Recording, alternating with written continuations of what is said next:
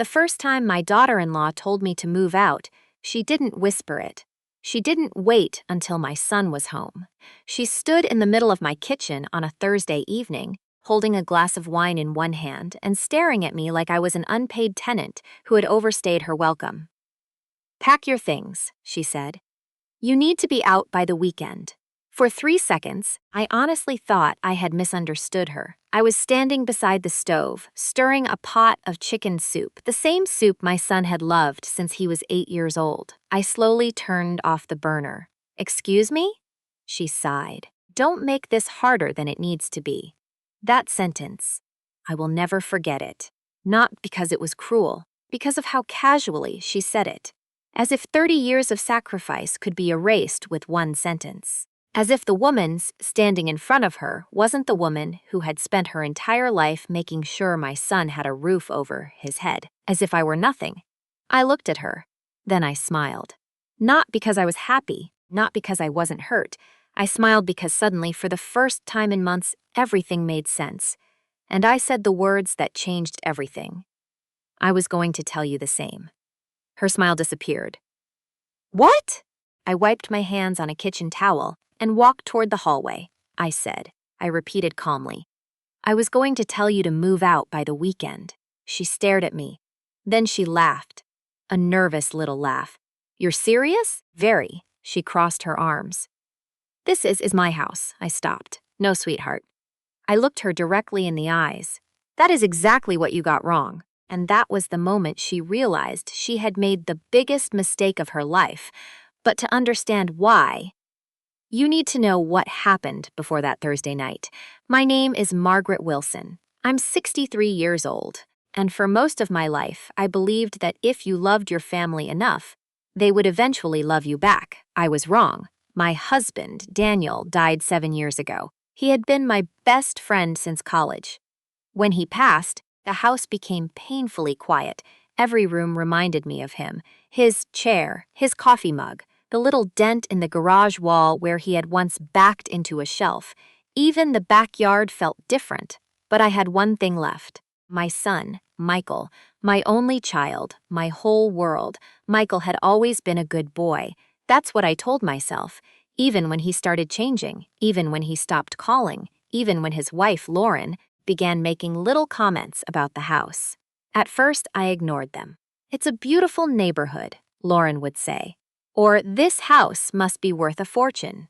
Or, "Imagine what you could do if you sold this place." I always laughed. "I'm not selling." She would smile, but her eyes never smiled with her. Then came the financial problems. Michael lost his job. Their business failed. They had debts, credit cards, loans, late payments. I knew they were struggling. So I offered them something I thought any mother would offer her son. "Come stay with me." They moved in 3 months later. I gave them the upstairs bedrooms. I moved some of my things into the smaller room. I paid the utilities. I bought groceries. I even helped Michael find another job. For the first few months, everything seemed fine. Then things changed. Lauren stopped asking. She started expecting. "Can you cover the electric bill? Can you pick up groceries? Can you watch the kids? Can you lend us $500? And every time I helped, because Michael was my son. Then one afternoon, I overheard something I wasn't supposed to hear. Lauren was talking on the phone upstairs. "She can't live here forever." I froze on the staircase. Her voice was low. "But once we get the house, everything changes." My heart started pounding. I stood there silently. "The house? What house?" I listened, then I heard her say something that made my stomach turn. "Michael already knows what we're doing." I didn't hear the rest, because I couldn't. I walked back downstairs. That night, Michael sat across from me at the dinner table. I looked at him. "Michael?" "Yeah, Mom? Are you happy?" He looked confused. "Of course. Do you still trust me?" He hesitated, only for a second, but mothers notice those seconds. "Of course I do." I smiled. Good. I didn't tell him what I'd heard. Instead, I started paying attention, and what I'd discovered broke my heart. They weren't trying to help me. They were waiting for me to give them the house. The problem for them was, the house was never going to be theirs. Because there was something they didn't know, something I'd kept private, something my husband and I had planned years before he died. The house wasn't simply my home, it was protected, and I had the documents to prove it. But I wasn't ready to confront them, not yet. I wanted to know how far they were willing to go. Then came the Thursday night. Lauren walked into the kitchen. "Pack your things." I looked at her. By the weekend. She thought she was throwing me out. She thought she had won. She had no idea that earlier, that same afternoon, I had been sitting in my attorney's office and I had signed one document that changed everything. I walked upstairs. Lauren followed me. "What are you doing?" "Packing," she smiled. "Good." I entered my bedroom. I opened my closet, but I didn't pull out clothes. I pulled out a black folder. Lauren stood in the doorway. "What is that?" I looked at her. "My revenge." She laughed. "You're unbelievable." "No." I held the folder against my chest. "You're about to discover that I am exactly who you should never have underestimated." Inside that folder were bank statements, property records, copies of the mortgage, and most importantly, the original estate documents. The house was mine, completely. But that wasn't the worst part. The worst part for Lauren was that I had already contacted the bank. Their names were nowhere on the property. Their credit cards were not my responsibility. Their debts were not my debts. And their assumption that they would inherit my home was about to disappear. But I didn't stop there. I called Michael. "Mom, can you come home?" "Why? I need to talk to you." He arrived 40 minutes later. Lauren was sitting on the couch. She looked confident, almost smug. I placed the folder on the coffee table. Michael looked at it. "What is this?" I opened it. "Your wife wants me out of my house." Michael looked at Lauren. "What?" Lauren immediately jumped in. "Michael, she's exaggerating." I raised my hand. "No." I looked at my son. "For once, don't listen to either of us." I pushed the documents toward him. "Read." He picked up the first page. His face changed, then the second, then the third. His hands began shaking. "What? What is this?" "The house." He looked at me. "Mom, this house was purchased by your father and me. After his death, it became mine. There is no agreement giving you ownership." Lauren stood. "That doesn't matter." I looked at her. "It matters very much." She grabbed the papers. Her eyes moved quickly across the page. Then she went pale. "You said." She stopped. Michael looked at her. "What did she say?" Lauren didn't answer. "Lauren." Silence. I finally said it. "She told someone she was waiting for me to die so she could take the house." Michael looked at his wife as if he didn't recognize her. "Is that true?" Lauren started crying, but I had already seen enough tears. I had cried enough for both of us. She walked toward me. "Margaret, I didn't mean." "Yes, you did." She stopped. "You thought I was old. You thought I was lonely. You thought my kindness meant weakness." I picked up my folder. "But you made one mistake." "What?" "You forgot that kindness and stupidity are not the same thing." Michael sat down. His face was buried in his hands. For a moment, I almost felt sorry for him. Almost. Then he looked up. "Mom." "I'm sorry." Those words hurt more than anything, because I wanted to believe them. I wanted to run to him. I wanted to hug the little boy who used to crawl into my bed during thunderstorms. But the man sitting in front of me wasn't that little boy anymore. He was a grown man who had allowed his wife to treat his mother like an inconvenience, and that had consequences. "I forgive you," I said. He looked surprised. "But forgiveness doesn't mean you get to stay." Lauren stared at me. "You're throwing us out?" I nodded. "No." I looked at Michael. "You're choosing to leave." Then I looked at Lauren. "And you wanted the weekend." I smiled. "You have until Sunday." Nobody spoke. The silence was enormous. Lauren started packing that night. Michael helped her. They carried boxes through the same front door I had opened for them months earlier. The same front door they had planned to use to remove me. But there was one final twist. On Saturday morning, my attorney arrived, and he brought a letter. I handed it to Michael. He read it. Then he looked at me. "You really did this?" "Yes. What did you do?" "I created a trust." His eyes widened. "The house will eventually go to a local children's foundation. He stared at me. You're not leaving it to me? I shook my head. I spent my entire life thinking leaving you. Everything was the definition of being a good mother. I looked toward the window. I finally learned that love isn't measured by what you leave behind. Michael began crying. I don't deserve this. No, I said softly. You deserve the chance to become better. He hugged me. For the first time in years, I let him, and when he pulled away, I whispered, Don't become the man who almost lost his mother because he was afraid to lose his wife. He nodded. Lauren never apologized. She simply left. Sunday afternoon, their car disappeared down the street. I stood on the porch watching it go. Then I went back inside. For the first time in years, the house was quiet. But this time, the silence didn't hurt. It felt peaceful. I walked into the kitchen. I made chicken soup. I sat at the table. And I realized something. Revenge isn't always about destroying someone. Sometimes revenge is simply refusing to let someone destroy you. Sometimes the most powerful response to betrayal isn't screaming. It's boundaries. It's walking away. It's protecting your peace. And sometimes it's looking at the person who thought they had power over you and calmly saying, I was going to tell you the same. Because people often mistake patience for weakness. They mistake kindness for stupidity. They mistake silence for surrender. But silence can be preparation, and patience can be strength. Lauren thought she was removing an old woman from her home. What she didn't understand was that she was removing herself from a life she never had the right to control. And Michael, he learned something far more valuable than who would inherit a house.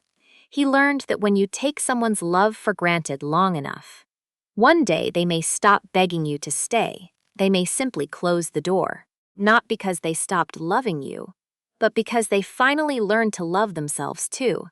And that Sunday evening, I sat in my husband's old chair.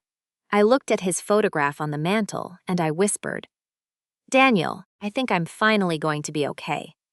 The house was quiet. The sunset poured gold across the living room, and for the first time since he died, I didn't feel alone. I felt free. Because sometimes the greatest revenge isn't watching your enemies suffer. It's watching yourself survive them. It's rebuilding your peace. It's refusing to become bitter. And it's realizing that the life they tried to take from you was never theirs to begin with. My name is Margaret Wilson. I'm 63 years old. And the woman they thought they could push aside? She's still standing. But now, she's standing on her own terms. 3 weeks before Lauren told me to move out, I had already begun noticing little things. At first, they were so small that I almost felt foolish for paying attention. A missing document, a strange question, a conversation that suddenly stopped whenever I entered the room. But betrayal rarely arrives with a warning bell. It arrives quietly. It hides inside ordinary moments. And by the time you recognize it, you realize the person you trusted has been preparing for something for a very long time. It started with my mail. One Tuesday morning, I walked to the mailbox and found an envelope from my bank already opened. I stood there holding it. My name was clearly printed across the front. The envelope had been opened carefully, not torn. I looked toward the house. Lauren was standing behind the kitchen window, watching me. The second our eyes met, she disappeared. I walked inside. Lauren? She didn't answer. I found her in the living room, scrolling through her phone. Did you open my mail? She looked up. What? My bank letter. She smiled. Oh, that! I thought it was mine. My name is on it. She shrugged. It was an accident.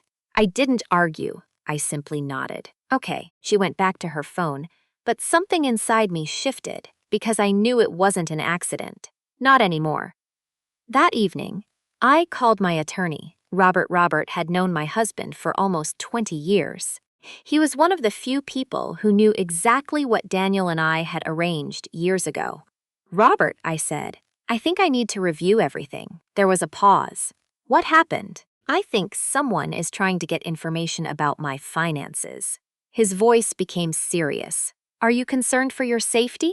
No. I looked toward the staircase. I'm concerned about my property. Then come in tomorrow morning. I did. And that meeting changed everything. Robert opened the old file. You remember this? I nodded. Daniel and I had created a living trust years before. At the time, it had seemed like ordinary planning. We had never imagined we'd need it to protect our home from our own family. Robert placed several documents on the desk. Your house is protected. I exhaled. Completely? Completely. I looked down. And if my son tries to claim it, he can't. What if he says he was promised it? Robert looked directly at me. Promises don't override legal ownership. I nodded. Then he asked the question I wasn't prepared for. Margaret, do you want Michael to inherit anything? I stared at the papers. That question hurt because the answer had once been simple, everything. My house, my savings, my jewelry, my husband's watch, everything. But now? I wasn't sure. I don't know, I whispered. Robert leaned back. Then don't decide today. That was the best advice anyone had given me. Don't decide while you're hurt. So I went home. And I watched. For the next 2 weeks, I watched Michael come home later and later. I watched Lauren whisper on the phone. I watched her become more impatient. Then one afternoon, I heard something that confirmed my worst fear. I was in the laundry room when I heard Lauren talking upstairs. It's taking too long. I froze. She was on the phone. I know what the lawyer said. A pause then. No, she hasn't signed anything. My heart started beating faster. That's why we need to pressure her. I stopped breathing. Then she said, Michael is almost there. Once she agrees to move into assisted living, we'll handle everything. I closed my eyes. Assisted living, that was their plan. They weren't simply trying to get me out. They were trying to make me look incapable of living independently. I walked back downstairs without making a sound. I sat at the kitchen table. My hands were shaking, not from fear, from heartbreak. I had spent my entire life protecting my son, and now my own son was allowing someone to build a plan around my weakness. That night, Michael came home. Hey, Mom. Hi. He kissed my forehead. For a moment, I wanted to ask him. I wanted to say, Michael, are you trying to take my house? But I didn't. Instead, I asked, how was work? Fine. Everything okay? He nodded. Yeah. I looked into his eyes. Good. Then I smiled because I had finally decided something. I wasn't going to fight them with anger. I wasn't going to scream. I wasn't going to threaten them. I was going to let them believe they had already won. And that decision gave me something I hadn't felt in a long time: control. The following week, Lauren started pushing harder. You know, Margaret, she said one morning, this house is a lot for someone your age. I smiled. I manage. You shouldn't have to. I don't. She poured herself coffee. You'd be happier, somewhere smaller. I like my home. She sighed. You're being stubborn. I laughed softly. No, Lauren. I looked at her. I'm being careful. She stared at me. For a second, I thought she understood. Then her phone rang. She walked away. I knew the clock was ticking, and I knew something was coming. I just didn't know how big it would be. Then, 3 days later, Michael came home with a folder. Mom, can we talk? I looked at him. Of course. He sat down. Lauren stood behind him. I could feel the tension before either of them spoke. Michael opened the folder. We've been thinking. I looked at the papers. What is this?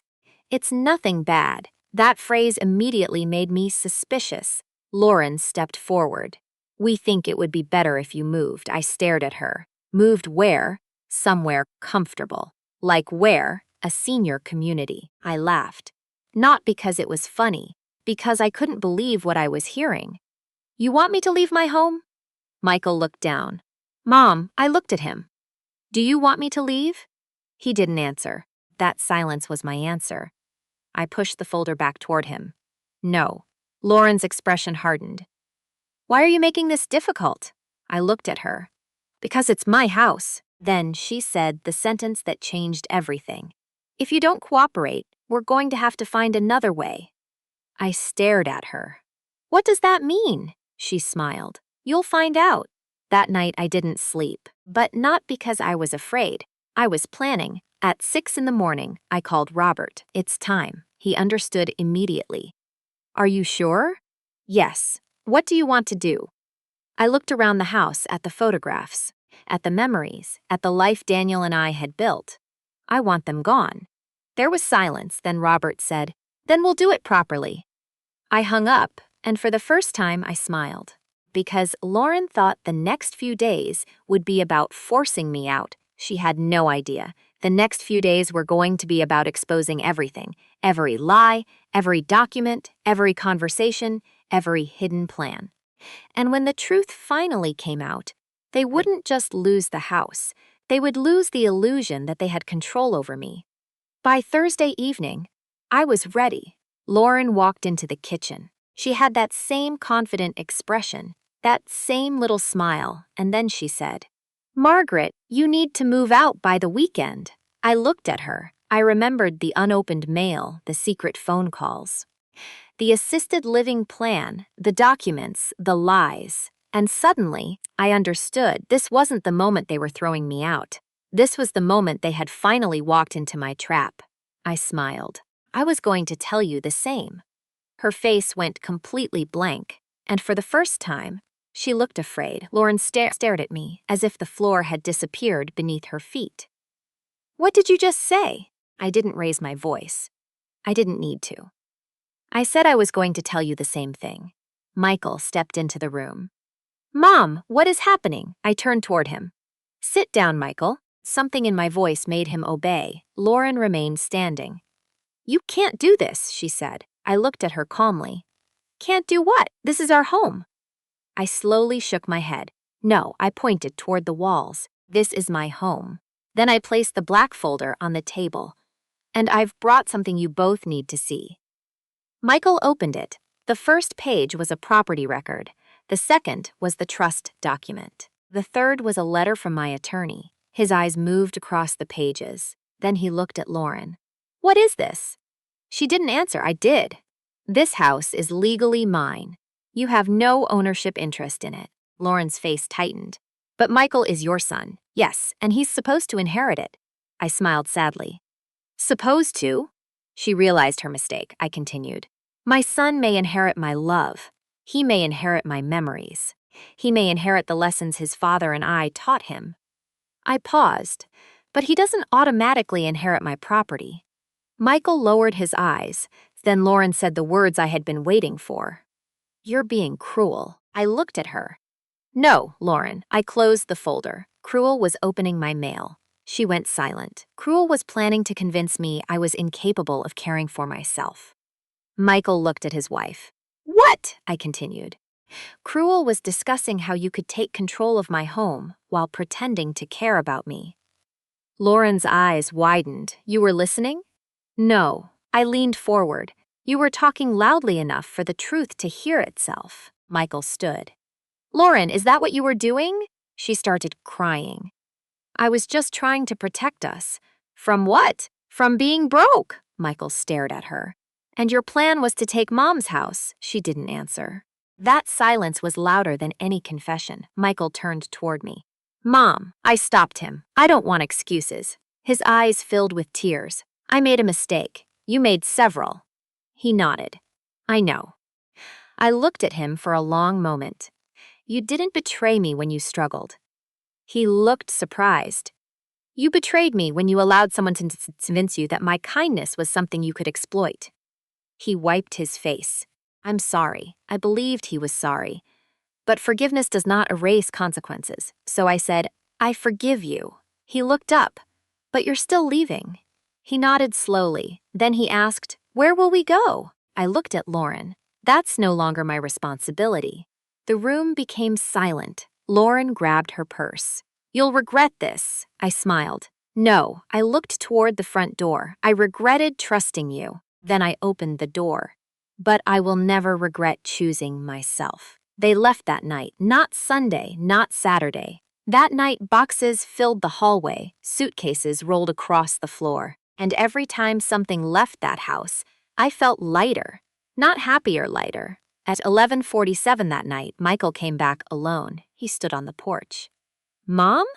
I opened the door. He looked exhausted. "I just wanted to say goodbye." I nodded. He looked behind me, at the house, at the photographs, at the life he had almost destroyed. Dad would be disappointed in me. I shook my head. No. He looked at me. Your father would tell you to become better. Michael started crying. So can I still call you? I smiled. I'm your mother. He hugged me, and I held him tightly, because sometimes loving someone means holding them, and sometimes loving them means letting them walk away. When he finally left, I closed the door. I locked it, then I stood there in silence. I expected to feel victorious. Instead, I felt something much deeper, peace. I walked into the kitchen, the same kitchen where Lauren had told me to leave. I turned on the light, made myself a cup of tea. Then I sat down, and I realized something that I wish I had understood years earlier. You can love people without giving them unlimited access to you. You can forgive someone without trusting them again. You can have compassion without sacrificing your dignity. And you can walk away from family members who hurt you without becoming a hateful person, because boundaries aren't revenge. Boundaries are protection.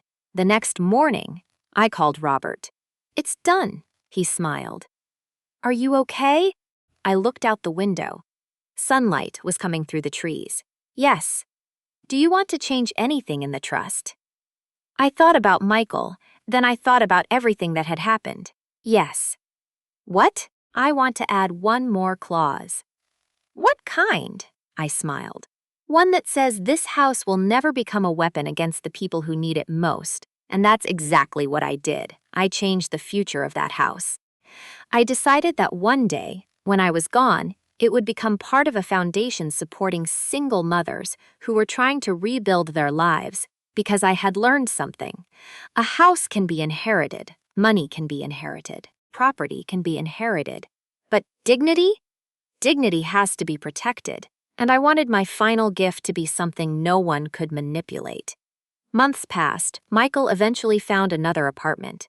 He got a better job. He started therapy. He began calling me every Sunday, not asking for money, not asking for favors, just calling. Mom, how are you? And slowly, painfully, carefully, we rebuilt our relationship, not the old relationship, a new one. One based on honesties, one based on boundaries, one based on respect. Lauren?